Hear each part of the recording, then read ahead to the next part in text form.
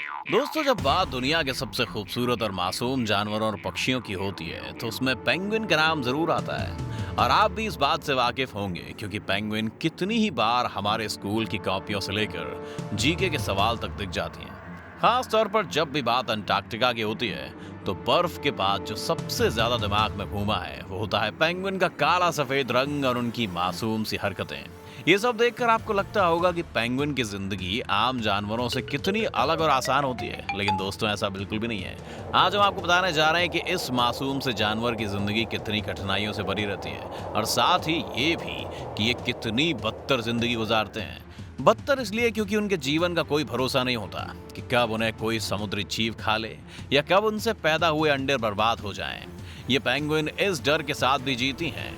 आखिर ऐसा क्यों होता है, आइए बताते हैं आपको आज इस वीडियो में, तो बने रहिए हमारे साथ वीडियो के अंत तक। दोस्तों, पेंगुइन की जिंदगी कितनी कठिन है इस बात का अंदाजा आप इसी बात से लगा सकते हैं कि वो उस ठंडे बर्फ में खून जमा देने वाली सर्दी को बर्दाश्त करते हुए खुद को रखती हैं, जिसे देखकर लगता है कि नेचर ने इनके साथ कितना बुरा किया है। ऐसा कहा जाता है कि जैसे एक मादा पेंगुइन अंडे को जन्म देती है तभी से पेंगुइन के जीवन में कठिनाइयों का सूरज चढ़ जाता है और वो उसकी मौत के साथ ही डूबता है। ऐसा इसलिए क्योंकि पेंगुइन अपने अंडे को जन्म तो दे लेती है, लेकिन करीब -40 डिग्री की सर्दी में 1 मिनट के लिए भी अगर वो अंडे से खुद को अलग करती है तो वो अंडा इतनी सर्दी में जम जाता है और उस अंडे के ऊपर भी बर्फ जम जाती है, जिसके बाद उस अंडे से किसी बच्चे की कल्पना करना बेकार है क्योंकि उसके अंदर मौजूद बच्चा इतनी सर्दी की वजह से मर जाता है। इसी भय के कारण अंडे के पेरेंट्स यानी कि अंडे की मम्मी पापा पेंगुइन एक पल के लिए भी खुद को अंडे से अलग नहीं करते हैं और उन अंडों के ऊपर ही बैठे रहते हैं ताकि अपने शरीर की गर्मी को वो अंडों तक पहुंचा सकें। लेकिन मुसीबत यहीं खत्म नहीं होती है। कभी कभी बहुत देर तक जब दोनों ही पेंगुइन अंडे की देखरेख करने के लिए अंडे के पास रहते हैं तो उन्हें काफी वक्त तक खाने को कुछ भी नहीं मिलता और जब भूख असहनीय हो जाती है तो उन्हें अपनी जान बचाने के लिए कुछ पल के लिए अंडों को छोड़कर भोजन की तलाश में जाना पड़ता है। उसी दौरान अंडे को खाली देखकर कोई और आसमानी पक्षी उसे अपने शिकार के तौर पर उठा ले जाता है और इस तरह से पेंगुइन की अपने बच्चे के लिए की गई सारी मेहनत बर्बाद हो जाती है और साथ ही उन्हें उनका बच्चा भी नहीं मिल पाता। मेहनत बर्बाद होने के दुख का अंदाजा आप इसी बात से लगा सकते हैं कि पेंगुइन को अपने अंडों को अपने दोनों पैरों के बीच बड़ी सावधानी से रखना पड़ता है और सबसे ज्यादा हैरानी की बात यह है कि उन्हें इस हाल में करीब 65 से 70 दिन तक रहना पड़ता है। अब शायद आप पेंगुइन के इस दुख को बेहतर समझ पाएंगे।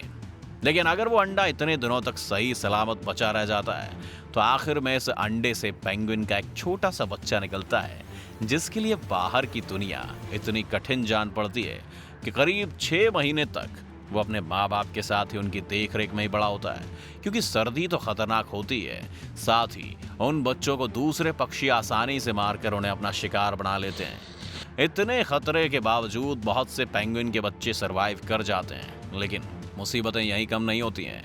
पेंगुइन के लिए जो सबसे ज्यादा चैलेंजिंग बात होती है वो है उस स्थान की ठंडी जो करीब -70 डिग्री तक भी चली जाती है। क्योंकि पेंगुइन की चमड़ी को ऐसे बनाया गया है कि वो बड़ी आसानी से सर्दी को सह लेती हैं, लेकिन कभी कभी सर्दी भी अपना घातक रूप ऐसे दिखाती है कि उनके शरीर पर भी बर्फ जम जाती है और कई बार सुनने में आता है कि बर्फ जमने की वजह से उनकी मौत हो गई।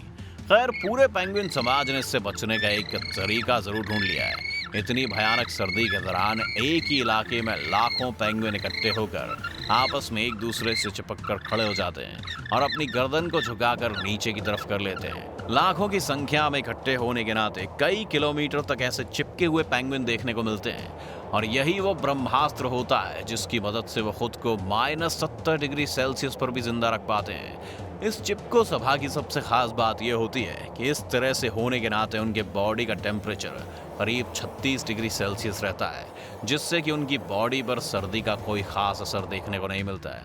अब आप सोच रहे होंगे कि हम तो मुसीबत की बात कर रहे थे, ये उपाय कैसे आ गए? तो आपको बता दें, इस तरह से गर्मी लेने के लिए पेंगुइन चिपको महासभा का भयानक रूप भी देखने को मिलता है। जब बीच में खड़े पेंगुइन कुछ ज्यादा ही गर्मी महसूस करने लगते हैं और उस गर्मी की वजह से उनकी मौत होने लगती है। इस भीड़ की दूसरी मुसीबत ये होती है कि जब पेंगुइन के नए जन्मे हुए बच्चे अपने पेरेंट्स को खो देते हैं और उनसे बिछड़ जाते हैं तो बिछड़ने की वजह से उन्हें फिर चीजें समझ नहीं आती हैं और वो उस भीड़ में अपने माँ बाप को खोजते हुए दब कर मर जाते हैं। बच्चों की जिंदगी पर मुसीबत का एक दूसरा हमला ऐसा भी होता है कि जब उनके माँ बाप पानी में शिकार के लिए जाते हैं और बच्चे अकेले रहते हैं, तो कभी कभी उनके माँ बाप किसी समुद्री जीव का शिकार बन जाते हैं, जिस वजह से वो वापस नहीं लौटते। इसके बाद जब वो वापस नहीं लौटते तो सामूहिक पेंगुइन बच्चा गोद लेने का मेला लगता है, जिसमें बहुत से बड़े पेंगुइन इस बात पर झगड़ते रहते हैं और वो बच्चों पर अपना अधिकार जमाते रहते हैं, जिसके कारण बच्चे को चोट पहुंचती रहती है और एक पॉइंट पर आके उसकी भी मौत हो जाती है। इसके बावजूद बहुत से पेंगुइन बड़े हो जाते हैं और असली मुसीबतों का सामना करने के लिए खुद को तैयार करने लगते हैं। लेकिन उन मुसीबतों का सामना करना इतना आसान नहीं होता। जब ये बच्चे बड़े हो जाते हैं तो आमतौर पर शिकार के लिए समुद्र में जाते हैं, जहां अपनी तेज स्पीड से तैरने के कारण ये बड़ी आसानी से छोटी मछलियों को अपना शिकार बना लेते हैं। लेकिन यहीं आता है इनके जीवन का दैत्य, जिसे शील कहते हैं, जो अगर इन पेंगुइन को देख लेता है तो समुद्र के अंदर इन्हें मार कर इनका शिकार कर लेता है।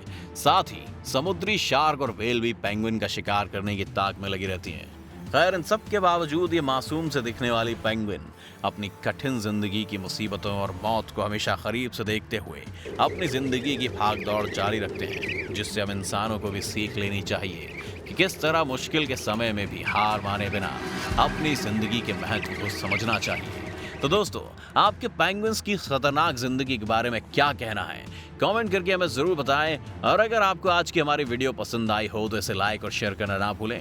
इसी तरह के और इंटरेस्टिंग वीडियोस देखने के लिए हमारे चैनल को सब्सक्राइब कर बेल आइकन दबाएं। चलिए फिलहाल के लिए बस इतना ही। अब हमें इजाजत दें। आपका बहुत बहुत शुक्रिया।